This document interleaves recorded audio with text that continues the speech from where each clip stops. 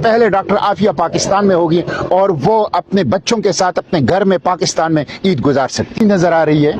कि अदालत के हर समात पर पेशरफ्त हो रही है और इंशाल्लाह ये कोशिशें जो यहाँ हो रही है पार्लियामेंट के रास्ते, अदालत के रास्ते, मीडिया के रास्ते, अवामी जदोजहद के रास्ते, इंशाल्लाह ये जल्द डॉक्टर आफिया की रिहाई तक पहुँचेगी और डॉक्टर आफिया इंशाल्लाह पाकिस्तान में होगी। मैंने 7 मार्च को पार्लियामेंट सेनेट के सेशन में